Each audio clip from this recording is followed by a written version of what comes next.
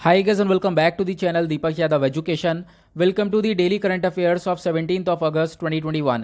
तो गाइज आज है तारीख 17 अगस्त 2021 और है ट्यूसडे। आज की तारीख से जितने भी मोस्ट इंपॉर्टेंट करंट अफेयर्स बनेंगे उन सभी करंट अफेयर्स को हम लोग डिटेल में डिस्कस करेंगे। नाउ बढ़ते हैं आगे, शुरुआत करेंगे एक छोटे से मोटिवेशन के साथ। तो मोटिवेशन आज का बोलता है surround yourself with people who are only going to lift you higher. आपने सुना भी होगा कि अपने आसपास ऐसे व्यक्ति को रखो, अपनी जो दोस्ती कर रहे हो वो ऐसे लोगों से दोस्ती करो जो कि आप लोगों को हमेशा ऊपर की साइड ढकेलें। ऐसा ना हो कि आप लोगों को नीचे की साइड वो खींच रहे हो, आप लोगों को डीमोटिवेट कर रहे हो कि तू नहीं कर पाएगा, ये सारी चीज़ें छोड़ दे इसको। तो ऐसे लोगों के साथ बिल्कुल भी नहीं रहना है। साथ ही साथ आप लोगों को ये भी ध्यान रखना है, सोशल मीडिया देखो सभी लोग चलाते हैं, डेफिनेटली सभी लोग चलाते होंगे। तो सोशल मीडिया प्लेटफॉर्म पर आपके बहुत सारे इंस्पिरेशन होंगे, ठीक है, बहुत सारे लोग ऐसे होंगे जो कि आपको कहीं ना कहीं इंस्पायर करते होंगे, ठीक है। तो जैसे कि कोई भी एस्पिरेंट है तो उनके लिए यूपीएससी टॉपर या फिर कोई भी एग्जाम टॉपर हो गया, वो कहीं ना कहीं बहुत बड़ा इंस्पिरेशन होता है। तो आप लोग उनको फॉलो करो, उनकी नई नई चीज़ें आप लोग सीख सकते हो, लाइफ के अंदर चीज़ें इंप्लीमेंट करो, कुछ उनकी चीज़ें इंप्लीमेंट करो, कुछ नई चीज़ें अपनी तरफ से ऐड करो उसके अंदर,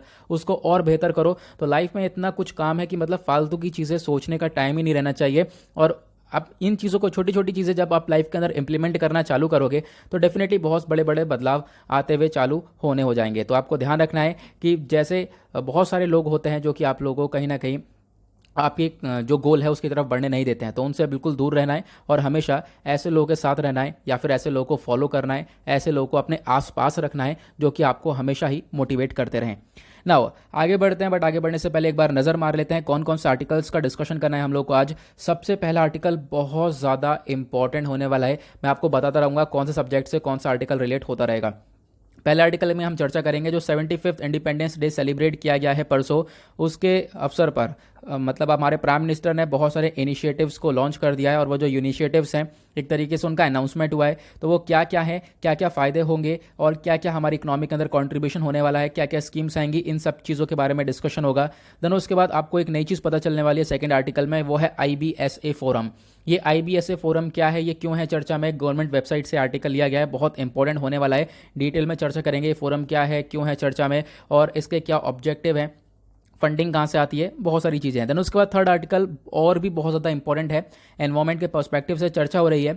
जो सिंगल यूज़ प्लास्टिक है उसके ऊपर बैन लगा दिया गया है। अब सिंगल यूज़ प्लास्टिक क्या होती है जिसके ऊपर बैन लगाया गया है, क्यों लगाया गया है, इसके पीछे के कारण क्या है, उसके बाद हम लोग इसके बाद और भी चीज़ें समझेंगे। कंपोजिट प्लास्टिक क्या होती है, ठीक है, उसके ऊपर बैन नहीं लगाया गया है, क्यों नहीं लगाया गया है। तो बहुत सारी चीज़ें हम लोग यहाँ पर डिस्कशन करने वाले हैं। देन उसके बाद अगला आर्टिकल बात करेगा इंडिया फ्लैग कोड रूल्स के बारे में। जो भारत का जो फ्लैग है, भारत का जो झंडा है, ठीक है, जो कि आप लोग यहाँ पर देख पा रहे हो, इसकी हिस्ट्री क्या रही है। पहले ये कुछ और हुआ करता था, पहले ये कुछ अलग तरीके से हुआ करता था, फिर थोड़ा सा फिर बदला, तो 4-5 बार बदलने के बाद यहाँ पर कुछ इस प्रकार का ये फ्लैग हम लोगों ने देखा है।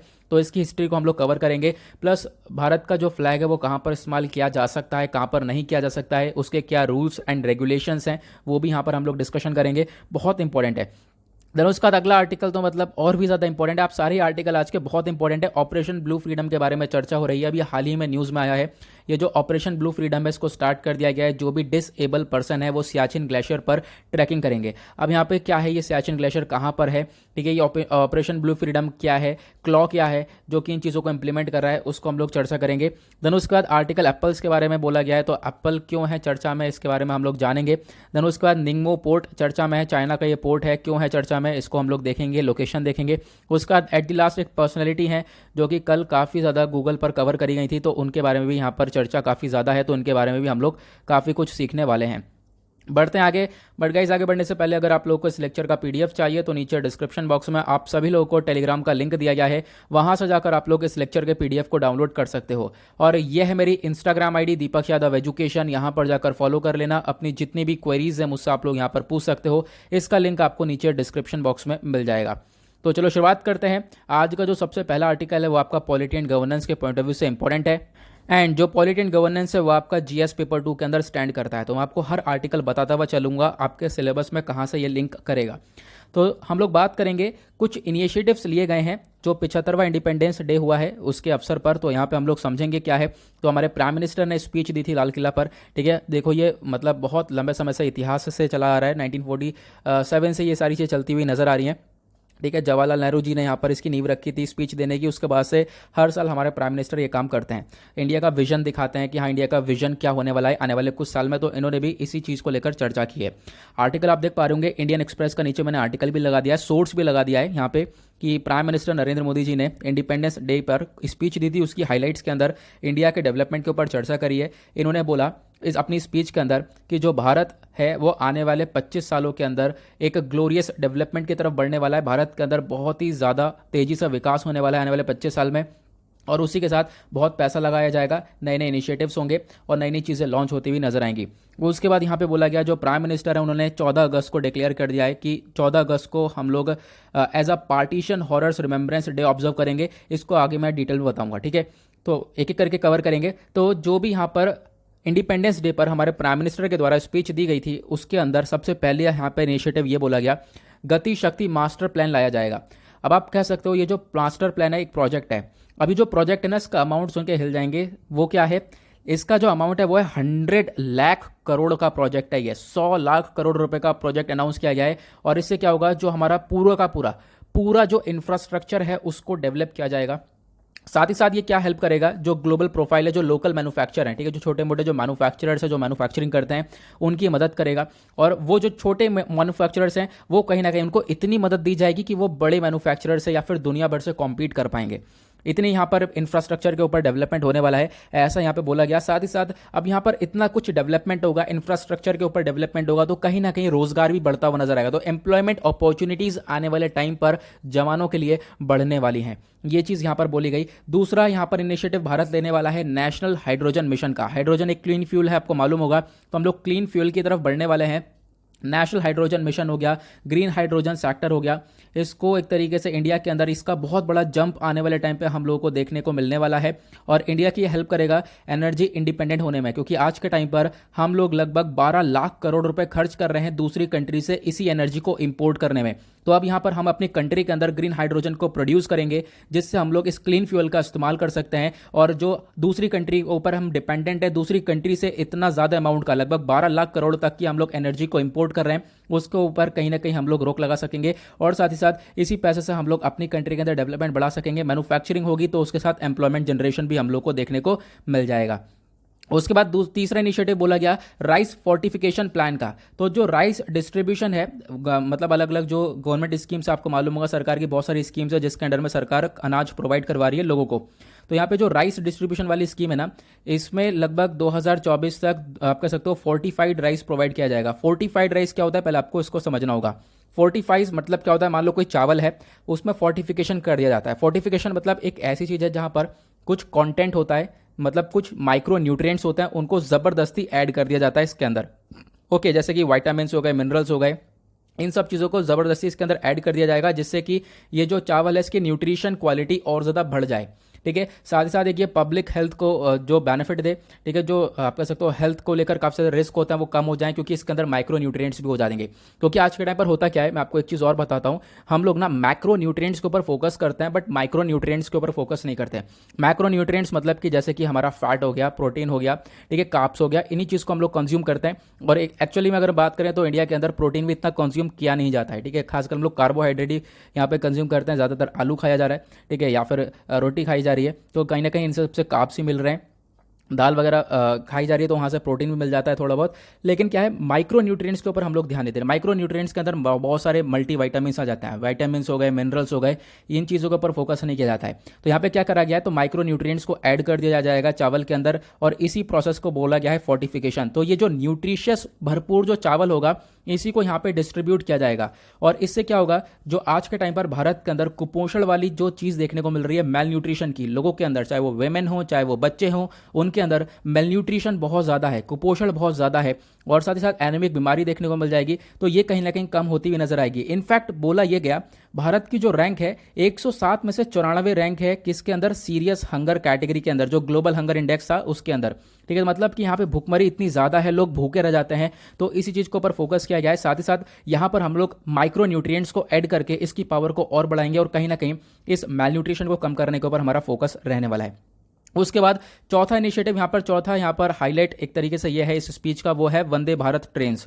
तो लगभग 75 वंदे भारत ट्रेन को कनेक्ट किया जाएगा। हम अपनी अपनी अपनी कंट्री के अंदर जो अलग अलग पार्ट्स हैं वहाँ पर इन ट्रेन को कनेक्ट करेंगे। और आपको मालूम होगा वंदे भारत ट्रेन जो है काफ़ी बार मैं द हिंदू के अंदर डिस्कशन कर चुका हूँ, तो ये सेमी हाई स्पीड ट्रेन है, ठीक है। एक तरीके से आप कह सकते हो बहुत ही लग्जरियस ट्रेन है। और यहाँ पर आप कह सकते हो इसको चलाया जाएगा, हमारे देश के बहुत सारे पार्ट्स उनको कनेक्ट किया जाएगा। बोला यह क्या है, लगभग 10 ट्रेन को कनेक्ट किया जाएगा 40 शहरों के साथ अगस्त 2022 तक। और यहाँ पर यह भी एक बहुत इंपॉर्टेंट रोल प्ले करने वाला है। उसके बाद 5वां इनिशिएटिव यहाँ पे बोला गया हमारे प्राइम मिनिस्टर के द्वारा कि जो गर्ल्स हैं उनके लिए सैनिक स्कूल्स को ओपन किया जाएगा।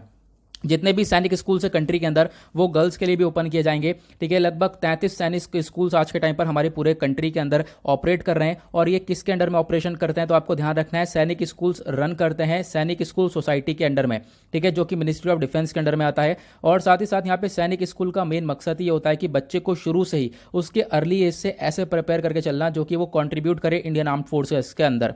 ओके, तो यहाँ पे गर्ल्स के लिए भी सैनिक स्कूल्स को ओपन किया जाएगा। उसके बाद जो सेल्फ हेल्प ग्रुप्स हैं उनके लिए ई कॉमर्स प्लेटफॉर्म लाया जाएगा। और ये जो गवर्नमेंट है वो एक ई कॉमर्स प्लेटफॉर्म को क्रिएट करेगी, एक बहुत बड़ा मार्केट क्रिएट करने वाली है। और ये जो मार्केट के अंदर जो भी प्रोडक्ट होगा वो हमारी कंट्री के साथ साथ दुनिया भर में इस प्रोडक्ट की मार्केटिंग होगी। और लगभग 8 करोड़ से ज़्यादा जो वेमेन हैं गाँव भर के अंदर उनको यहाँ पे एसोसिएट किया गया है सेल्फ हेल्प ग्रुप के साथ। और वो डिज़ाइन करेंगी टॉप एंड प्रोडक्ट्स को, कहीं ना कहीं यहाँ पर इनको भी कनेक्टिविटी मिलेगी, कहीं ना कहीं इनको भी एम्प्लॉयमेंट जनरेशन मिलेगा। तो यहाँ पर एक प्लेटफॉर्म को बनाने की चर्चा भी की गई है। उसके बाद ये लास्ट इनिशिएटिव यहाँ पे बोला गया है कि अब से आपको मालूम होगा अभी 15 अगस्त को हम लोग इंडिपेंडेंस डे सेलिब्रेट करते हैं, बट आने वाले टाइम पे जो 14 अगस्त होगा हम लोग 14 अगस्त को भी एक दिन सेलिब्रेट करेंगे। वो ये है 14 अगस्त को हर साल ऑब्जर्व किया जाएगा पार्टीशन हॉरर्स रिमेम्बरेंस डे। इसका मतलब यह है कि आपको मालूम होगा 15 अगस्त 1947 में बहुत बड़ा पार्टीशन हुआ, ठीक है, इंडिया पाकिस्तान अलग हुए। तो उस पार्टीशन के अंदर बहुत सारी यहाँ पर हमने बवाल देखा था, बहुत सारे लोगों की जान गई, बहुत सारी वेमेन के साथ अत्याचार हुआ, बच्चों के साथ अत्याचार हुआ। तो वो चीज़ें यहाँ पर ना देखने को मिले। एक वननेस की जो आप कह सकते हो एकता वाली चीज़ है वो हमारी कंट्री के अंदर देखने को मिले, सोशल हार्मनी यहाँ पर देखने को मिले, ह्यूमन एम्पावरमेंट देखने को मिले। तो उसी चक्कर में हम लोग यहाँ पर 14 अगस्त को ये पार्टीशन हॉरर्स रिमेम्बरेंस डे को सेलिब्रेट करेंगे अब आने वाले टाइम से। ओके, आई होप आपको ये समझ में आ गया होगा। काफ़ी इंटरेस्टिंग और इंपॉर्टेंट आर्टिकल है। अगला आर्टिकल इंटरनेशनल रिलेशंस के पॉइंट ऑफ व्यू से इंपॉर्टेंट है और आईआर आपका जीएस पेपर 2 के अंदर स्टैंड करता है, आपको पता होना चाहिए। यहाँ पे चर्चा हो रही है आईबीएसए फोरम के बारे में। तो अभी यहाँ पर न्यूज़ में क्यों है आप लोग यहाँ पर देख पाओगे, मैंने पीआईबी का आर्टिकल का स्क्रीनशॉट यहाँ पर लगा दिया है। मैं सारे सोर्सेस भी आपको दिखाता रहूँगा, यानी सारी न्यूज़ आपको ऑथेंटिक मिलेगी, प्लस यूपीएससी या फिर स्टेट पीएससी के पॉइंट ऑफ व्यू से बहुत ज़्यादा इंपॉर्टेंट मिलेगी। तो रिसेंटली हुआ क्या है, इंडिया ने आईबीएसए को ऑर्गेनाइज किया है। आईबीएसए की फुल फॉर्म क्या है पहले आपको समझना यह है। इसका फुल फॉर्म है इंडिया, ब्राज़ील, साउथ अफ्रीका। तो इन तीनों कंट्री का ये ट्राइलेटरल है, ठीक है। 3 कंट्रीज की वजह से इसको ट्राइलेटरल बोला गया। तो ट्राइलेटरल ग्रुप है। अभी इनका टूरिज्म मिनिस्टर का वर्चुअल मीटिंग हुआ था, यानी कि वीडियो कॉन्फ्रेंस के माध्यम से मीटिंग चल रही थी, उसी वजह से ये चर्चा में है। तो इंडिया आज के टाइम पर ये जो आईबीएसए ट्राइलेटरल है इसका चेयरमैन है, ठीक है। मतलब एक तरीके से इंडिया आज के टाइम पर इसको लीड कर रहा है। तो आपको ध्यान रखना है करंट जो चेयर है आईबीएसए की वो इंडिया के पास है। अब यहाँ पर कौन कौन सी कंट्रीज है, जैसे मैंने बताया इंडिया है, ठीक है। इंडिया के साथ साथ आईबीएसए, आई से इंडिया, बी से ब्राज़ील और एस से साउथ अफ्रीका, ठीक है। तो आपको ध्यान रखना है ये फोरम है आईबीएसए का। अब इसके बारे में बात करते हैं आईबीएसए एग्जैक्टली क्या है। तो ये ट्राइलेटरल डेवलपमेंट इनिशिएटिव है और ये इनिशिएटिव बेसिकली आप कह सकते हो 3 कंट्रीज के बीच में, इंडिया, ब्राज़ील, साउथ अफ्रीका के बीच में, जो कि क्या प्रमोट करेंगे, जो साउथ साउथ कोऑपरेशन एक्सचेंज है उसको प्रमोट किया जाएगा। जो साउथ साउथ कोऑपरेशन है यहाँ पर बोला गया है, ये जो तीनों कंट्रीज हैं वो आपस में मिलकर जो है वर्क करेंगी। और ये साउथ साउथ कोऑपरेशन वाला, यानी कि साउथ साउथ मतलब जो साउदर्न कंट्रीज हैं, ठीक है, वर्ल्ड के मुताबिक अगर हम लोग बात करें तो यहाँ पर एक कह सकते हो कि ये जो कंट्रीज़ है ना, एक तरीके से ये कोई कॉपरेशन नया नहीं है। इन तीनों कंट्रीज़ के कॉपरेशन को ये साउथ साउथ कॉपरेशन बोला गया है। और बोला गया है कि ये कॉपरेशन बहुत पुराना है, मतलब बहुत साल पहले से यहाँ पे चल रहा है। और मतलब कि आज के टाइम पर और भी आपको बहुत सारे कॉपरेशन देखने को मिलेंगे जो कि साउथ साउथ सॉलिडेरिटी के ऊपर वर्क करते हैं, जैसे कि बंधन conference 1955, non align movement 1961, G77 grouping हो गया, UNCTAD हो गया। तो मतलब बहुत सारी चीज़ें हैं जो कि साउथ साउथ कॉपरेशन में वर्क करती हैं। बट यहाँ पर उसी में से एक ये साउथ साउथ कॉपरेशन देखने को मिलेगा जहाँ पर इंडिया, ब्राज़ील और साउथ अफ्रीका है। अब ये आईबीएसए बना कब था, तो देखो इस ग्रुप को फॉर्मलाइज किया गया, इसको नाम दिया गया आईबीएसए डायलॉग फोरम के अंदर। और ये जो एक तरीके से आप कह सकते हो फॉरेन मिनिस्टर की मीटिंग चल रही थी। जो तीनों कंट्री के फॉरेन मिनिस्टर हैं इनकी मीटिंग हुई थी कहाँ पर, ब्राज़ीलिया के अंदर, जो कि ब्राज़ील में है। ब्राज़ील में आप कह सकते हो कि मीटिंग हुई। 6 जून 2003 में ये मीटिंग हुई थी और उसी के दौरान यहाँ पर ब्राज़ीलिया डिक्लेरेशन को इशू किया गया और आप कह सकते हो तभी यहाँ पर इसका नींव रख दी गई थी, इस फोरम की नींव रख दी गई थी। अब क्वेश्चन ये है कि इसका हेडक्वार्टर कहाँ पर है, तो IBSA का कोई भी स्पेसिफिक हेडक्वार्टर आपको देखने को मिलेगा नहीं और IBSA की बहुत सारी समिट होती हैं। अभी तक यहाँ पर आप कह सकते हो कि 2003-4 में जब ये एस्टेब्लिश हुआ तो उसके बाद लगभग 5 समिट हो चुकी हैं अभी तक। और जो 5वीं समिट, लास्ट वाली समिट हुई थी वो कब हुई थी? 2011 में। कहाँ पर हुई थी? प्रिटोरिया, जो कि साउथ अफ्रीका में है, वहाँ पर ये समिट हुई थी। छठा समिट होने वाला है आने वाले टाइम पर और जो छठा समिट है वो भारत होस्ट करेगा, तो आपको ध्यान रखना है, मतलब आने वाले टाइम पे वापस से ये न्यूज़ में आने वाला है।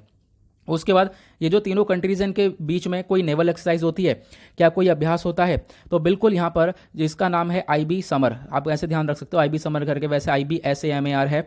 तो IBSA तो आप समझ गए होंगे, यानी कि इंडिया, ब्राज़ील, साउथ अफ्रीका, और MAR जो मैरीटाइम एक्सरसाइज है उसको यहाँ पे बोला गया है। तो IBSAMAR एक मैरीटाइम एक्सरसाइज है तीनों कंट्रीज़ के बीच में जो कि होती है। और आपको ध्यान रखना है इसका एक तरीके से बहुत सारे एडिशंस, इसके 6 एडिशंस तक हो चुके हैं और इसका जो लास्ट एडिशन हुआ था वो साउथ अफ्रीका के कोस्ट पर हुआ था अक्टूबर 2018 के अंदर। ओके, नाउ अब बढ़ते हैं आगे। अब ये जो IBSS को फंड कौन देता है? देखो ऑब्वियसली बात है क्या है कि कहीं ना कहीं फंड की जरूरत भी पड़ेगी। तो देखो मैंने बताया 2003 या 4 के अंदर इसको एस्टेब्लिश किया गया। 2004 को इसको एस्टेब्लिश करने के बाद IBSA की फंडिंग के बारे में बात करें तो इंडिया, ब्राज़ील और साउथ अफ्रीका मिलकर काम करते हैं, फंड इकट्ठा करते हैं, एक दूसरे जो कंट्रीज है फंड इकट्ठा करके पोवर्टी और हंगर को खत्म करने के लिए यहाँ पर ये वर्क करते हैं। पोवर्टी और हंगर को यहाँ पे खत्म किया जाता है इस फंड का इस्तेमाल करके, साथ ही साथ डेवलपमेंट प्रोजेक्ट्स लगाए जाते हैं। क्वेश्चन ये है इस फंड को मैनेज कौन करता है? तो इसको फंड मैनेज करने के लिए एक बॉडी बना रखी है, वो है एक तरीके से UNOSSC, ठीक है, यूनाइटेड नेशन साउथ कोऑपरेशन करके यहाँ पे एक बॉडी है जो कि इस फंड को मैनेज करती है। और ये जो IBSA मेंबर हैं इसमें हर कंट्री, मतलब ये जो तीनों कंट्री हैं, हर कंट्री जो है कंट्रीब्यूट करता है $1 मिलियन हर साल, ठीक है। और इस फंड का मकसद क्या है? इस फंड का मकसद यही है कि ये जो कंट्रीज़ हैं, ये जो तीनों कंट्रीज़ हैं, इनके अंदर भूखमरी हो गई या फिर गरीबी हो गई, इसको ख़त्म करना, साथ ही साथ मतलब जो पॉवर्टी है, गरीबी है, उसके अगेंस्ट में लड़ना बाय डेवलपिंग सम प्रोजेक्ट्स। उसके बाद यहाँ पे अगर हम बात करें ये कुछ नई नई पार्टनरशिप को बनाना, डेवलपमेंट करना, तो मेन चीज़ यहाँ पर पैसा इसीलिए लगाया जा रहा है, डेवलपमेंट को करना, भुखमरी को ख़त्म करना, साथ ही साथ गरीबी को ख़त्म करना। उसके बाद ये जो IBSA है इनके काफ़ी सारे प्रोग्राम्स भी होते हैं, ये फोकस करते हैं मल्टीलेटरल इंस्टीट्यूशन फ्रेमवर्क्स के ऊपर। यहाँ पे क्या है, ये लोग कोऑर्डिनेट करते हैं, सपोर्ट करते हैं अलग अलग सस्टेनेबल डेवलपमेंट के ऊपर दुनिया भर में, और एक तरीके से जॉइंट रिसर्च भी होती है कॉपरेशन के ऊपर, इन्फॉर्मेशन के ऊपर। तो आपको ध्यान रखना है, मतलब ये कुछ इतना खास है नहीं, बट आपको IBSA बॉडी के बारे में समझ जाना चाहिए क्योंकि ये बहुत इंपॉर्टेंट है। मैंने A to Z सारी चीज़ें बता दिया है। IBSA क्या है, तीनों कंट्रीज़ का यहाँ पर क्या ग्रुपिंग है, कब बना था, क्यों बना था, कि पैसा कहाँ से इकट्ठा होता है, क्यों इकट्ठा होता है, सब चीज़ हमने कवर कर ली है। बढ़ते हैं अगले आर्टिकल की तरफ। अगला आर्टिकल आपका एनवायरमेंट के पॉइंट ऑफ व्यू से इंपॉर्टेंट है। एनवायरमेंट आता है आपका GS पेपर 3 के अंदर। चर्चा हो रही है ban on single use plastic के ऊपर। तो जो ये सिंगल यूज प्लास्टिक है उसके ऊपर बैन लगा दिया गया है। आप लोग यहाँ पे देख पाओगे, एक आर्टिकल है इंडियन एक्सप्रेस का। चर्चा हो रही है कि जो यहाँ पे कैंडी स्टिक टू ईयरबड्स, यानी जो कैंडी स्टिक होती है वहाँ से लेकर ईयरबड्स तक, मतलब छोटी से छोटी जो सिंगल यूज प्लास्टिक है उसके ऊपर सरकार ने बैन लगा दिया है। और ये जो बैन है ये वर्क करेगा साल 2022 से। तो यहाँ पर इसी आर्टिकल को पब्लिश किया गया है, तो यहाँ पे इसको हम लोग डिटेल में डिस्कस करने वाले हैं। सिंगल यूज प्लास्टिक क्या होती है? जो आपके प्लास्टिक बैग्स हो गए, स्टेयर स्टिक्स हो गए, 6 पैक रिंग, प्लास्टिक यूटेंसिल, जो भी यहाँ पर एक बार आपने इस्तेमाल किया, एक बार इस्तेमाल करने के बाद वो प्लास्टिक बेकार हो गई, आप उसको फेंक दोगे, वो उससे बोलते हैं हम लोग सिंगल यूज प्लास्टिक, मतलब सिंगल बार इस्तेमाल करना उसके बाद फेंक देना, वो रीयूजेबल नहीं है, ठीक है। तो ये बहुत ज़्यादा खतरनाक प्लास्टिक है हमारे एनवायरमेंट के पर्सपेक्टिव से भी, एनवायरमेंट के लिए भी। तो अभी हम लोग उसको भी आगे डिस्कस करेंगे, बट उससे पहले देख लेते हैं अभी जो चर्चा हुई है, हमारी सरकार ने डिसाइड किया है कि हम लोग प्लास्टिक्स को बैन करेंगे। और जो ये प्लास्टिक आइटम है ये कंप्लीटली बैन किए जाएंगे 1 जुलाई 2022 से। और इसके अंदर कौन कौन से आइटम्स को बैन किया गया है? तो वो है ईयरबड्स के साथ जो प्लास्टिक स्टिक्स हो गई, ठीक है, बलून्स, जो प्लास्टिक स्टिक्स बलून्स के लिए होती हैं, या plastic flag, polystyrene, plates, cups, glasses, cutlery, और भी चीज़ें जो हैं सभी चीज़, straw tray, wrapping, packing, film, cigarette packets, इन सबको जो है बैन किया गया है। उसके बाद यहाँ पे आप कह सकते हो बोला गया जो प्लास्टिक के बैग होते हैं उनको बैन नहीं किया गया है, उनको और ज़्यादा मोटा किया जाएगा, उनकी प्लास्टिक को और ज़्यादा मोटा किया जाएगा। अब आप कहोगे मोटा किया जाएगा, तो बिल्कुल हाँ, यहाँ पे इसको और ज़्यादा थिकर किया जाएगा। मैं आपको बताऊंगा इसके पीछे का रीज़न क्या है, इसको मोटा करने का पीछे का कारण क्या है। अभी नया रूल लाया गया है, नए रूल के अंदर हमने डिस्कस कर लिया है क्या क्या हो रहा है। तो अभी यहाँ पे क्या होगा, मैन्युफैक्चरिंग जो मैन्युफैक्चरिंग होती है, इंपोर्टिंग होती है, या फिर हम लोग जमा करके रख लेते हैं, या डिस्ट्रीब्यूशन होता है, सेल परचेज होता है किसका, सिंगल यूज़ प्लास्टिक का, तो इसको पूरी तरह से रोक दिया गया है। और एक तरीके से 1 जुलाई 2022 से सिंगल यूज़ प्लास्टिक का बिल्कुल भी इस्तेमाल नहीं होगा। ओके, और यहाँ पे याद रखना है, अभी हमने सिर्फ और सिर्फ सिंगल यूज़ प्लास्टिक के ऊपर बैन लगाया है, ये बैन कंपोस्टेबल प्लास्टिक के ऊपर अप्लाई नहीं होगा। क्वेश्चन ये है, ये कंपोस्टेबल प्लास्टिक क्या होती है, तो मैं आपको दिखाता हूँ। ये कंपोस्टेबल प्लास्टिक जो है, आप यहाँ पर इसके बारे में पढ़ सकते हो कि जो पहले हम लोग इसको सिंगल यूज़ प्लास्टिक के बारे में समझते हैं। जो ये सिंगल यूज़ प्लास्टिक है, पेट्रोकेमिकल से बनता है, फॉसिल फ्यूल से बनता है, इस वजह से हमारे एनवायरमेंट के लिए खतरनाक है। बट जो ये कंपोस्टेबल प्लास्टिक होती है, ये रिन्यूएबल मटेरियल से बनता है, शुद्ध मटेरियल से बनता है, जैसे corn, potato, tapioca, starches, cellulose, soy protein, इन सब चीज़ों से बनता है। ये जो पॉलीथीन है, ये जहरीली नहीं, ये प्लास्टिक जहरीली नहीं होती है, ठीक है, और आराम से डिकम्पोज हो जाती है। कार्बन डाइऑक्साइड, वाटर, बायोमास में जब भी इसको कंपोज किया जाता है तो मतलब आराम से डिकम्पोज हो जाती है, एनवायरमेंट को नुकसान इतना पहुंचाती नहीं है जितना सिंगल यूज़ प्लास्टिक पहुंचाए। तो आपको ध्यान रखना है, ये होता है कंपोस्टेबल प्लास्टिक। कंपोस्टेबल प्लास्टिक को आप कह सकते हो, जब आप कंपोज करोगे, जब यहाँ पर गाड़ोगे, तो यहाँ पर कोई प्लास्टिक बचती नहीं है और कंपोज हो जाता है आराम से, एनवायरमेंट को कोई नुकसान पहुंचाती नहीं है। बट जो सिंपल प्लास्टिक होती है, जो डिग्रेडेबल होती है, आप कह सकते हो ये पूरी तरह से डिसॉल्व होती नहीं है नेचर के अंदर, और इससे छोटे छोटे प्लास्टिक रह जाते हैं, और वो जो छोटे छोटे प्लास्टिक्स के टुकड़े होते हैं वो कहीं ना कहीं फूड चेन के अंदर ऐड हो जाते हैं, वो कहीं ना कहीं हमारे फूड के अंदर, वाटर के अंदर ऐड हो जाते हैं। उसका जो मेन प्लास्टिक होती है वो आप कह सकते हो बिल्कुल डिसॉल्व नहीं होती है और हमारे एनवायरमेंट को बहुत बुरी तरह से अफेक्ट करती है, और साथ ही साथ जो हमारा फूड चेन है उसको भी कहीं ना कहीं डिसरप्ट करती हुई नजर आती है। ये हमने देख लिया, ये कंपोस्टेबल प्लास्टिक है। तो अभी क्या है कि सिंगल यूज प्लास्टिक के ऊपर बैन लगाया गया है, लेकिन कंपोस्टेबल प्लास्टिक के ऊपर बैन नहीं लगाया गया है। ओके, और यहाँ पे बोला गया कि जो ये प्लास्टिक बैग है इनको और ज़्यादा मोटा किया जाएगा, इनकी प्लास्टिक को और ज़्यादा थिकन किया जाएगा। यहाँ पर आज के टाइम पर 50 माइक्रोन का हुआ है, तो फिर इसको इंक्रीज करके 75 माइक्रोन किया जाएगा, और उसके बाद यहाँ पर 120 माइक्रोन तक किया जाएगा। मतलब इसकी जो मोटाई है वो बढ़ाते ही चले जाएंगे हम लोग। ऐसा क्यों? क्योंकि जो प्लास्टिक बैग हैं, अगर उनकी थिकनेस बहुत ज़्यादा होगी तो इससे वो आराम से हैंडल किया जा सकता है, प्लस वो हाईली रिसाइकलेबल है, ठीक है, मतलब कि आराम से रिसाइकिल हो जाएंगे एनवायरमेंट के अंदर, उसको हम लोग दोबारा से इस्तेमाल कर सकते हैं, ठीक है। तो ये चीज़ यहाँ पर देखने को मिल जाती है, इस वजह से इसके प्लास्टिक को थोड़ा सा और ज़्यादा स्ट्रेंथन करने को बोला गया है। अब क्वेश्चन ये है कि जो सिंगल यूज़ प्लास्टिक है उसका क्या नुकसान है। बिल्कुल यहाँ पे आपको 9 नुकसान तो ऐसे ही देखने को मिल जाएंगे एक ही पिक्चर के माध्यम से, हालांकि इससे भी ज़्यादा नुकसान है। जैसे कि यहाँ पर single use plastic fossil fuel से बनता है, ह्यूज कार्बन फुटप्रिंट देखने को मिल जाएगा, पोल्यूशन बहुत होगा।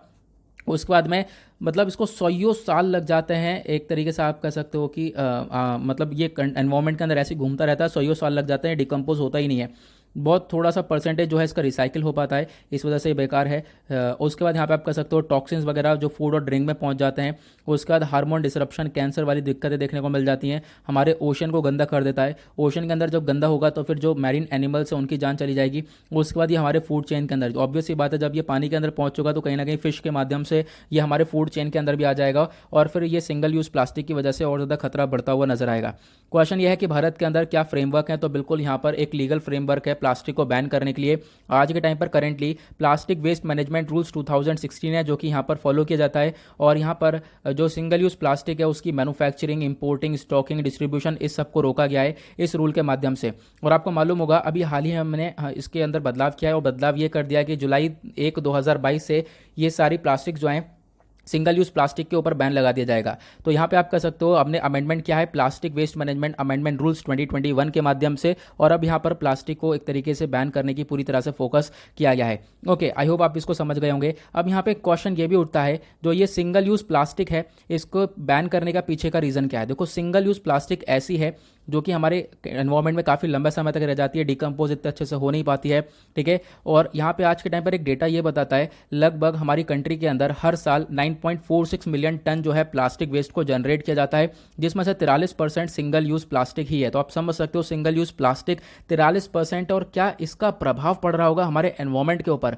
और ये पेट्रोलियम बेस्ड प्लास्टिक है, ठीक है, इसके अंदर पेट्रोकेमिकल्स का इस्तेमाल किया गया है, और जल्दी ये डिकम्पोज भी नहीं होगी, सालों साल ये ऐसे ही रहेगा, और यहाँ पर ये एक तरीके से एनवायरमेंट को नुकसान पहुंचाता रहेगा। तो कहीं ना कहीं इसको लेकर एक इनिशिएटिव की जरूरत थी, और यहाँ पर ये काम बिल्कुल सही किया गया है, क्योंकि ये बहुत ज़्यादा आप कह सकते हो जहरीले केमिकल्स भी रिलीज़ करता है फिर हमारा एनवायरमेंट के अंदर, और साथ ही साथ फूड एंड वाटर सप्लाई के अंदर पहुंचेगा। फूड एंड वाटर सप्लाई के अंदर पहुंचेगा तो हमारी बॉडी के अंदर पहुंचेगा, और आज के टाइम पर क्या हम लोग बिना मतलब पहले से ही इतनी सारी बीमारियां हैं, तो और बीमारियां ऐड होती हुई हम लोग को नज़र आती हुई नजर आएंगी। उसके बाद आप कह सकते हो कि इंडिया फोकस कर रहा है, और इंडिया का मेन फोकस यह है कि 2022 तक हम लोग सिंगल यूज़ प्लास्टिक को पूरी तरह से एलिमिनेट कर दें, ख़त्म ही कर दें। उसी के साथ जो ये प्लास्टिक वेस्ट है इसको ख़त्म करने के लिए भारत और ही बहुत सारे इनिशिएटिव लेकर चल रहा है, जैसे कि स्वच्छ भारत मिशन हो गया, इंडिया प्लास्टिक पैक्ट हो गया, प्रोजेक्ट रीप्लान, उसके बाद अनप्लास्टिक कलेक्टिव, गो लीटर पार्टनरशिप प्रोजेक्ट। तो ये सारे प्रोजेक्ट्स जो कि भारत लेकर चल रहा है आज के टाइम पर, और ये फोकस करते हैं सारे प्रोजेक्ट्स किस चीज़ के ऊपर, जो सिंगल यूज़ प्लास्टिक है उसको बैन करने में। ओके, अब आगे बढ़ते हैं। Next article polity and governance के पॉइंट ऑफ व्यू से अगेन इंपॉर्टेंट होने वाला है, और ये आर्टिकल जीएस पेपर 2 के अंदर स्टैंड करेगा। चर्चा हो रही है इंडिया फ्लैग कोड रूल्स के बारे में। तो ये इंडियाज फ्लैग कोड रूल्स क्या है, ये आर्टिकल आप देख पाओगे, इंडियन एक्सप्रेस का आर्टिकल है, जहां पर एक्सप्लेन पेज में अच्छे से डिफाइन किया गया था कि इंडिया का फ्लैग कोड के बारे में, और जो ये रूल्स हैं और यहाँ पे क्या है, और ट्राई कलर, या आप कह सकते हो ये जो फ्लैग है ये हमारा कब आया, तो इसके बारे में हम लोग डिस्कशन करेंगे। ये आर्टिकल चर्चा में इसलिए है क्योंकि हमने 15 अगस्त को अभी 75th इंडिपेंडेंस डे सेलिब्रेट किया है। अब हम लोग अपने भारत का जो फ्लैग है इसके हिस्ट्री देखेंगे, कब इसके अडॉप्शन कब से चालू हुई थी। देखो 1906 में इसको अडॉप्ट किया गया था, तो आपको ध्यान रखना है 7 अगस्त 1906 में हमने अपने जो फ्लैग है इसको अडॉप्ट किया था। लेकिन उस समय यहाँ पर ये पहले कैसा था आपको पता है, ये रेड, येलो और ग्रीन कलर की स्ट्रिप इसमें हुआ करती थी। 1906 में इस प्रकार से हमारा ये भारत का फ्लैग यहाँ पर देखने को मिलता था, तो आपको ध्यान रखना है। ओके, फिर उसके बाद 1921, 1931, 1947 में अलग अलग यहाँ पे फ्लैग चेंज होते रहे। तो यहाँ पे 1906 के बाद आप देख पाओगे 1921 के अंदर ये बदलाव हुआ, 1931 के अंदर ये बदलाव हुआ, देन उसका 1947 के अंदर प्रॉपरली आपको ये फ्लैग देखने को मिल जाएगा। कुछ बदलाव इसमें भी हो सकते हैं, बट ये जो कुछ पिक्चर थी इसके माध्यम से आप चीज़ों को थोड़ा सा क्लियर कर पाओगे, उस वजह से मैंने पिक्चर लगाई है। ठीक है, तो यहाँ पर ये देखने को मिला है। लेकिन अगर हम लोग बात करें ट्राई कलर को लेकर, तो आज के टाइम पर हमारे पास एक एक्ट है, वो है emblem and names prevention of improper use act 1950। मतलब जो हमारा ये एम्बलम हो गया या फिर जो हमारा फ्लैग है, इसको हम लोग गलत तरीके से इस्तेमाल बिल्कुल भी नहीं कर सकते हैं। गलत तरीके से इस्तेमाल करेंगे तो ऑब्वियसली बात इसके लिए पनिशमेंट भी है। ठीक है, और एक तरीके से आप कह सकते हो इन फ्लैग्स का इस्तेमाल होता है प्रेसिडेंट, गवर्नर, या फिर महात्मा गांधी का जो पिक्चर है उस चीज़ के ऊपर, प्राइम मिनिस्टर का पिक्टोरियल रिप्रेजेंटेशन हो गया वहाँ पर, अशोक चक्र हो गया वहाँ पर, हम लोग अपने नेशनल फ्लैग का रिप्रेजेंटेशन देखते हैं। बट उसी के साथ ये भी बोला गया है कि अगर कोई इंसल्ट करता है हमारे नेशनल फ्लैग का, तो फिर आप कह सकते हो ये कहीं ना कहीं पूरी तरह से गलत है। और इस चीज़ को रोकने के लिए यहाँ पे एक एक्ट है, वो है prevention of insult to national honour act 1971। ये कहीं ना कहीं हमारी कंट्री का जो नेशनल सिंबल हो गया, उसके अंदर national flag, constitution, national anthem या फिर भारत का मैप हो गया, तो इनको अगर इंसल्ट करेगा तो आप कह सकते हो इन सब चीज़ों को रोका जाएगा इस एक्ट का इस्तेमाल कर कर, और उस व्यक्ति को डिस्क्वालीफाई कर दिया जाएगा। वो इलेक्शन वगैरह नहीं लड़ पाएगा पार्लियामेंट के अंदर लगभग 6 साल तक, चाहे वो पार्लियामेंट हो चाहे वो स्टेट लेजिस्लेचर्स हो, वहाँ पर वो इलेक्शन नहीं लड़ पाएगा। तो आपको ध्यान रखना है, ये कुछ हमारे पास प्रावधान है। उसके बाद फ्लैग कोड ऑफ इंडिया 2002 क्या है, तो ये जो कोड है ना, बेसिकली इसका मेन फोकस ये है, ये मेंशन ये करता है कि जो हमारा ट्राई कलर है, यानी कि जो ये हमारा फ्लैग है, इसको कमर्शियल पर्पस के लिए बिल्कुल भी इस्तेमाल नहीं किया जाएगा। ठीक है, आप कमर्शियल पर्पस के लिए इसका इस्तेमाल बिल्कुल नहीं कर सकते हो, या फिर आप कहीं सजावट कर रहे हो, झालर के तौर पर इस्तेमाल कर रहे हो, तो बिल्कुल तब भी आप इसका इस्तेमाल नहीं करोगे। ऐसा यहाँ पे इस कोड के अंदर बताया गया है। साथ ही साथ बोला है कि अगर आप लोगों को ऑफिशियल डिस्प्ले करना है फ्लैग का, तो उस पर एक तरीके से आपको ब्यूरो ऑफ इंडियन स्टैंडर्ड का एक तरीके से कंफर्मेशन चाहिए होगा। ठीक है, तो आपको ध्यान रखना है इसके बारे में कि आप कमर्शियल पर्पस के ये जो फ्लैग है इसका इस्तेमाल नहीं कर सकते। उसके बाद हमारा संविधान हमारे फ्लैग के बारे में क्या बोलता है, तो जो पार्ट 4A है हमारे संविधान का, तो वो ये बोलता है, इसके अंदर आपको आर्टिकल 51A देखने को मिलेगा। और आर्टिकल 51A के अकॉर्डिंग बात करें तो ये हमारे जो जितने भी citizen, every citizen of India की ये ड्यूटी है कि वो फॉलो करे हमारे कॉन्स्टिट्यूशन को, साथ ही साथ रिस्पेक्ट करे हमारे इंस्टीट्यूशन को, हमारे नेशनल फ्लैग को, हमारे नेशनल एंथम को रिस्पेक्ट करता हुआ नजर आए, ऐसा हमारे संविधान भी बोलता है। ओके, आई होप आपको ये आर्टिकल क्लियर हो गया होगा। नाउ बढ़ते हैं अगले आर्टिकल की तरफ। अगला आर्टिकल होगा सोशल इश्यूज के पॉइंट ऑफ व्यू से इंपॉर्टेंट, और सोशल इश्यूज वाला जो टॉपिक है वो आपका जीएस पेपर 1 के अंदर स्टैंड करता है। अब यहाँ पे बात करते हैं, यहाँ पे चर्चा हो रही है ऑपरेशन ब्लू फ्रीडम के बारे में। तो देखो, जो बहुत सारे लोग हैं जो कि डिसेबल पर्सन है, कहीं ना कहीं अपाहिज हैं, तो कंट्री भर से यहाँ पर उन लोगों को लिया गया है, और वो सब जो लोग हैं वो एक तरीके से सियाचिन ग्लेशियर पर एक तरीके से एक्सपीडिशन करेंगे। सियाचिन ग्लेशियर पर बॉटम जो बेस कैंप है ना, वहाँ से चढ़ाई शुरू करेंगे, ऊपर कुमार पोस्ट तक जाएंगे। ठीक है, तो आप कह सकते हो कि जो इससे क्या होगा, जो भी यहाँ पे डिसेबल पर्सन कंट्री भर में होंगे, हमारे पूरे देश भर में होंगे, उनको कहीं ना कहीं बहुत ज़्यादा उत्साह मिलने वाला है।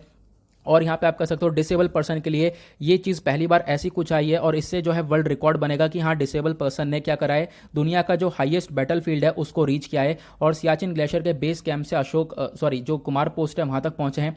तो यहाँ पे आपको ध्यान रखना है। ठीक है, तो एक वर्ल्ड रिकॉर्ड भी क्रिएट किया जाएगा आने वाले टाइम पे, और इस जर्नी को, इस एक्सपीडिशन को शुरू कर दिया गया है, तो आपको ध्यान रखना है। अब यहाँ पे जो ऑपरेशन ब्लू फ्रीडम है इसको पूरी तरह से इंप्लीमेंट कौन कर रहा है, यहाँ पे जो टीम है इसको ट्रेन कौन कर रहा है, तो इसको ट्रेन किया गया है टीम क्लॉ के द्वारा। अब ये टीम क्लॉ क्या है इसको आगे देखेंगे, बट उससे पहले आप देख लेते हैं सियाचिन ग्लेशियर कहाँ पर है। तो सियाचिन ग्लेशियर आपको यहाँ पर ये देखने को मिल जाएगा, यहीं पर यहाँ पे ये जो चढ़ाई करी जा रही है जो डिसेबल पर्सन है उनके द्वारा, और जो एक तरीके से कुमार पोस्ट तक जाएंगे, बिल्कुल ऊपर सतह तक जाएंगे।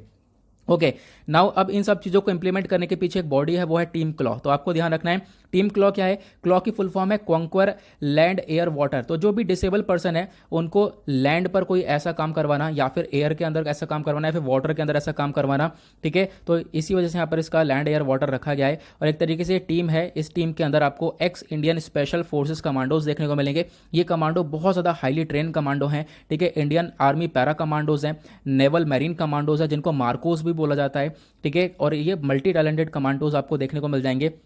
उसके बाद बोला है इन कमांडोज को क्या नहीं आता है, सब कुछ आता है इनको, मल्टी टैलेंटेड है। मैंने जैसे बोला स्काई डाइविंग आती है, scuba diving, mountaineering, emergency medical response के लिए भी यहाँ पर इनका इस्तेमाल किया जा सकता है। और जो ये पूरा का पूरा इनिशिएटिव है, ये मतलब ये पूरा का पूरा ब्लू ऑपरेशन का इनिशिएटिव है, ये किसके द्वारा लिया गया है, तो एक मेजर विवेक जैकब साहब है, इनके द्वारा यहाँ पे लिया गया है। तो आपको ध्यान रखना है कहीं ना कहीं डिसेबल पर्सन को एक तरीके से और ज़्यादा प्रमोट करने के लिए, और जो बाकी सारे डिसेबल पर्सन है उनके अंदर उत्साह बढ़ाने के लिए काम किया गया है, जो कि बहुत ज़्यादा बेस्ट वर्क है। आगे बढ़ेंगे नेक्स्ट आर्टिकल की तरफ। तो जो अगले आर्टिकल होने वाले हैं वो शॉर्ट न्यूज़ होने वाली है, छोटे छोटे आर्टिकल्स के ऊपर नजर मारेंगे। तो एप्पल्स के बारे में चर्चा हो रही है। तो देखो, पहली चीज़ तो आपको बताना है नीचे कमेंट सेक्शन में अपीडा की फुल फॉर्म। अपीडा के बारे में डिटेल में मैं काफ़ी बार बता चुका हूँ, चाहे वो द हिंदू एनालिसिस हो, चाहे वो डेली करंट अफेयर का वीडियो। तो अपीडा ने क्या कह रहा है, कोलेब्रेशन किया किसके साथ, Himachal Pradesh horticultural produce marketing and processing corporation limited के साथ, जिसको हम लोग HPMC बोलते हैं, ठीक है। इसके साथ कोलेब्रेशन किया है। और कोलेब्रेशन करने के बाद जो भारत के एप्पल्स हैं, और एप्पल्स जो है अलग अलग वैरायटी से बिलोंग करता है, 5 वैरायटी हैं, रॉयल डिलीशियस, डार्क बैरन गाला, स्कारलेट स्पर, रेड वेलक्स और जो है गोल्डन डिलीशियस। तो यहाँ पर आप कह सकते हो ये जो एप्पल है, ये 5 वैरायटी है, इनको भेजा गया है कहाँ पर, बहरीन के अंदर। तो आपको ध्यान रखना है, ठीक है। बहरीन को मैप में देख लेना कहाँ पर है, मैं मैप लगा नहीं पाया हूँ, इसके लिए माफ़ी चाहूँगा आपसे। तो जो बहरीन है वहाँ पर इन एप्पल को भेजा गया है, उसी वजह से यहाँ पर ये चर्चा में है, तो आपको ध्यान रखना है। ओके, अब क्या है ना कि देखो, ये जो एप्पल है, इससे एप्पल का प्रमोशन हो रहा है। और उसके बाद यहाँ पे आप कह सकते हो कि जो एप्पल है वो बहरीन के अंदर एक्सपोर्ट किया जाएगा, बहरीन से फैमिलराइज होगा, जो बहरीन एक कंज्यूमर बन जाएगा, ये कहीं ना कहीं हमारे लिए अच्छी बात है। उसके बाद बात करें, क्या हम लोग जो है कुछ और एक्सपोर्ट करते हैं, बिल्कुल मैंगो एक्सपोर्ट करते हैं बहरीन को हम लोग। और अभी हमने हाल ही में ही मैंगो को एक्सपोर्ट किया है। कहाँ के मैंगो हैं वो, तो वो मैंगो आपको देखने को मिल जाएगा, मालदा डिस्ट्रिक्ट है वेस्ट बंगाल का, वहाँ से ये मैंगो हैं। वो उस मैंगो को क्या बोलते हैं, फाजिल मैंगो, ठीक है। ये जोग्राफिकली इंडिकेशन वाले मैंगो हैं, GI टैग इनको मिल चुका है। फाजिल मैंगो वैरायटी अभी भेजी गई है बहरीन के अंदर। तो आपको ध्यान रखना है, बहरीन के अंदर कंट्री से हमारे मैंगो भी जा रहा है, और एप्पल भी अभी यहाँ पर भेजा गया है। आगे बढ़ते हैं, निंगबो पोर्ट काफ़ी ज़्यादा चर्चा में है। तो शॉर्ट न्यूज़ का निंगबो पोर्ट क्या है, तो आपको ध्यान देना है निंगबो पोर्ट क्यों चर्चा में है, क्योंकि चाइना ने पार्शियली इसको शट डाउन कर दिया है। और ये दुनिया का तीसरा बिजिएस्ट कंटेनर पोर्ट है, मतलब इसका इतना ज़्यादा इस्तेमाल होता है कि बहुत ज़्यादा दुनिया जो है इस पोर्ट का इस्तेमाल करती है। तीसरा बिजिएस्ट कंटेनर पोर्ट है, और इसको एक तरीके से आप कह सकते हो कोविड-19 की वजह से इसको शट डाउन किया गया। बोला गया कि यहाँ पे बहुत सारे वर्कर हैं वो पॉजिटिव पाए गए हैं कोविड-19 के प्रति। अब यहाँ पर इसके बारे में बताया गया है, इसकी मैपिंग बताई गई है। तो मैपिंग में आपको डायरेक्टली दिखा देता हूँ। ये आपको चाइना का मैप देखने को मिल जाएगा। ये चाइना हो गया पूरा का पूरा। और चाइना के आप ईस्टर्न साइड में देखोगे तो यहाँ पर ये निंगमो पोर्ट है, और दुनिया का ये तीसरा बिजिएस्ट पोर्ट है। और चाइना के आसपास आपको जापान देखने को मिल जाएगा, ये पैसिफिक ओशन है, ऊपर नॉर्थ कोरिया देखने को मिल जाएगा, ठीक है। ये चाइना की कैपिटल बीजिंग आपको देखने को मिल जाएगी। तो निंगमो पोर्ट यहीं पर है, ये इसकी लोकेशन को समझाया गया है, मैंने आपको दिखाई दी लोकेशन। ओके, नवाज का लास्ट आर्टिकल चर्चा करता है सुभद्रा कुमारी चौहान जी के बारे में। तो यहाँ पे गूगल ने क्या किया, गूगल ने इनका पिक्चर अपने डूडल पर सेट किया था। कल आपने देखा होगा कि गूगल पर ये कुछ इस प्रकार से, जब भी आप सर्च करते हो रोजाना एक पिक्चर चेंज होता रहता है, तो कल ये वाला पिक्चर आपको दिखाई पड़ रहा होगा। तो ये कौन है, ये है सुभद्रा कुमारी चौहान। अब इनका पिक्चर क्यों लगाया गया, क्योंकि यहाँ पर आप कह सकते हो कि इनकी 117वीं बर्थ एनिवर्सरी को सेलिब्रेट किया गया। इनके 117वीं बर्थ एनिवर्सरी के अवसर पर इनका पिक्चर यहाँ पे गूगल ने अपने डूडल पर सेट किया है। उसके बाद यहाँ पे आपको ध्यान देना है कि ये एक इंडियन पोएट थी जिन्होंने एक सबसे फेमस कविता लिखी है, झांसी की रानी, सबने सुना होगा। तो एक कविता लिखी गई है किनके द्वारा, वो है सुभद्रा कुमारी चौहान। तो आपको ध्यान रखना है, वनडे एग्जाम के पॉइंट ऑफ व्यू से पूछा जा सकता है। सुभद्रा कुमारी चौहान जी के बारे में बात करें तो 16 अगस्त 1904 में इनका जन्म हुआ था, और 16 फरवरी 1948 में इनका डेथ हो गई है। और एक इंडियन पोएट थी ये। इन्होंने खरी बोली, डायलेक्ट ऑफ हिंदी में बहुत सारी चीज़ें लिखी हैं, ठीक है, सिंपल स्टाइल में लिखा है। और आप कह सकते हो इनकी जो मोस्ट फेमस पोयम है, मोस्ट पॉपुलर पोयम है, वो है झांसी की रानी, ठीक है। इन्होंने यहाँ पे झांसी की रानी के बारे में बहुत कुछ समझाया है। उसके बाद और भी इन्होंने बहुत सारी पोयम्स लिखी हैं, जलियांवाला बाग में वसंत, वीरों का कैसा हो बसंत, राखी की चुनौती एंड विदा ओपनली टॉक, ठीक है। आप कह सकते हो ये चीज़ें यहाँ पर इनके द्वारा लिखी गई हैं। और आप कह सकते हो कि इसी वजह से ये एक इंपॉर्टेंट पर्सनैलिटी है जो कि आपसे एग्जाम में, वनडे एग्जाम में खासकर पूछा जा सकता है। और बोला गया है कि देखो इनकी वजह से आप कह सकते हो कि आज के टाइम पर बहुत सारे लोग इंस्पायर हो रहे हैं इनसे, तो यहाँ पर आपको ध्यान रखना है। तो ज़्यादा कुछ ध्यान रखने वाली बात नहीं है, बस आपको ध्यान रखना है जो झांसी की रानी है, जो पोयम है, वो कविता किसने लिखी है, वो है सुभद्रा कुमारी चौहान। बस इतनी इंपॉर्टेंट चीज़ जो है, 2 वर्ड आप ध्यान रखोगे तो आपको बाकी चीज़ें अपने आप याद रहने वाली हैं। ओके, नाउ इसी के साथ करते हैं लेक्चर को समाप्त। आई होप आप लोगों को सभी आर्टिकल अच्छे से क्लियर हो गए होंगे और मज़ा भी बहुत आया होगा। तो पसंद आई हो वीडियो तो अभी के अभी फटाफट लाइक करो और चैनल को सब्सक्राइब भी कर लेना। मिलते हैं आप लोगों से नेक्स्ट वीडियो में। आज के लिए bye bye, have a nice day, thank you and जय हिंद।